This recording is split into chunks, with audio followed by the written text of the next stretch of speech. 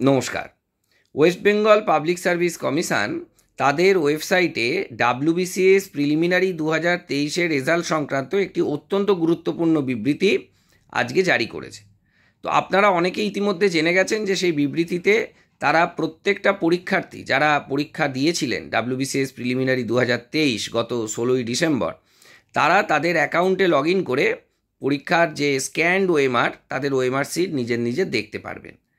এই অবধি পিএসসির এই সিদ্ধান্তকে আমি স্বাগত জানাচ্ছি। অনেক ছাত্রছাত্রী পিএসসিতে গিয়েছিল, তারা সংঘবদ্ধভাবে নিজেদের দাবিও পেশ করেছিল পিএসসির পরীক্ষা সংক্রান্ত স্বচ্ছতা নিয়ে। তো এই ছাত্রছাত্রীরা, পরীক্ষার্থীরা যারা পিএসসিতে বারবার যাচ্ছে তাদের অমূল্য সময় নষ্ট করে, তাদেরকে আমি অভিনন্দন জানাই। কিন্তু এই বিজ্ঞপ্তির পরেও বেশ কিছু প্রশ্ন থেকে যায়। প্রশ্ন নাম্বার 1, এই বিজ্ঞপ্তিতে ছাত্রছাত্রীরা তাদের স্ক্যান কপি দেখতে পারবেন, এই অবধি বলা রয়েছে। যদিও বলা রয়েছে এই স্ক্যান কপি দেখা যাবে আজ থেকে, অর্থাৎ 6 অগাস্ট থেকে আগামী 21 অগাস্ট অবধি। তারপরে আর এই স্ক্যান ইমেজ দেখা যাবে না।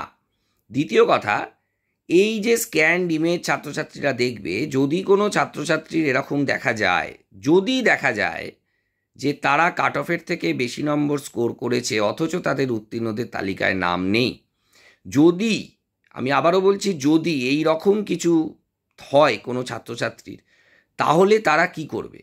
কারণ আমরা জানি যে ডাব্লিউবিসিএস 2023-এর মেন পরীক্ষা কিন্তু 16ই অগাস্ট থেকে শুরু হয়ে যাচ্ছে, এটাও কিন্তু পিএসসির তরফ থেকে জানানো হয়েছে।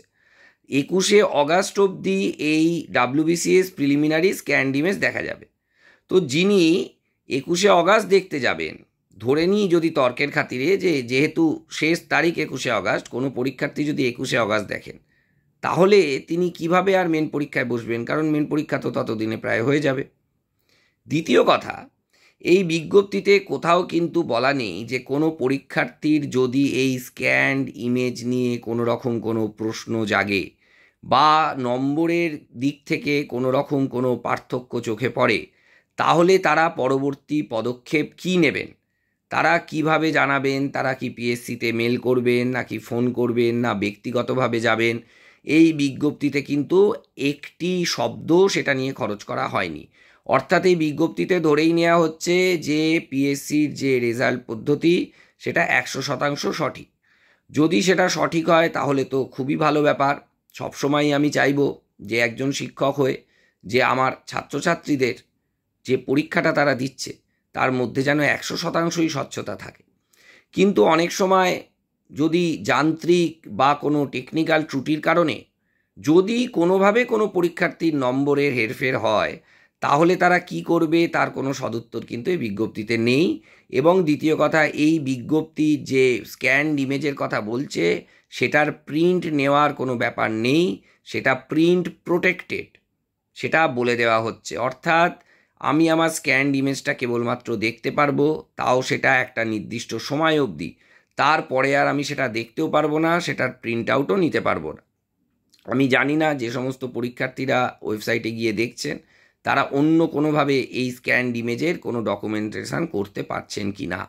তারা আমাকে কমেন্ট বক্সে জানাতে পারেন। যে অনেক সময় দেখা যায় যে একটা ল্যাপটপ বা ডেস্কটপে পেজটা খুলে মোবাইল থেকে তার ছবি নিলেও সেই ছবি ওঠে না, এমনভাবে সেটা প্রোটেক্ট করা থাকে। সেরকম কোনো ব্যবস্থা আছে কি না? তবে এক্ষেত্রে আমার একটা খুব অদ্ভুত প্রশ্ন লাগছে ছাত্রছাত্রীদের কথা ভেবেই। আমি আবারও বলছি, আমি সবসময় চাই যে পিএসসি বা যে কোনো পরীক্ষার ক্ষেত্রে সমস্ত কিছু স্বচ্ছভাবে হোক। কিন্তু যদি ধরে নিই যে কোনো রকম কোনো হিউম্যান এররও নয়, ইচ্ছাকৃত তো নয়ই, অনিচ্ছাকৃতভাবে কোনো যান্ত্রিক বা কোনো টেকনিক্যাল ত্রুটির কারণেও যদি কোনো পরীক্ষার্থীর নম্বর হেরফের হয়, তাহলে সে কি করবে তার কোনো সদুত্তর এই বিজ্ঞপ্তিতে নেই। তবে আমরা আশা করব যে এই সিদ্ধান্ত অত্যন্ত ফলপ্রসূ হবে এবং ভবিষ্যতে আমি এটা আশা করব যে এত দেরি করে নয়, ডাব্লিউবিসিএস এর রেজাল্টের এই যে প্রথমে একবার সংশোধন হলো, তারপরে আবার ওএমআর সিট দেওয়া হচ্ছে, আমি আশা করব যে ওএমআর সিটের যে কার্বন কপি সেটা প্রত্যেক পরীক্ষার্থীকে সাপ্লাই করে দেওয়া হবে পরীক্ষার পরেই, এবং প্রত্যেকটি পরীক্ষার্থীর নম্বর পিএসসি তাদের ওয়েবসাইটে প্রকাশ করবে। অর্থাৎ রোল নাম্বার ওয়াইজ নাম্বার যারা যারা কোয়ালিফাই করেছে সেটা সবাই দেখতে পাবে, যেরকমভাবে একটা রেজাল্ট যখন বেরোয় প্রিলিমিনারিতে, তখন দেখা যায় যে কারা কোয়ালিফাই করেছে, কারা কোয়ালিফাই করছে না। সেই রোল নাম্বারগুলো যেরকম দেখা যায়, সেই রোল নাম্বারের ভিত্তিতে রোল নাম্বারের সঙ্গে সঙ্গে তার মার্কসও থাকবে।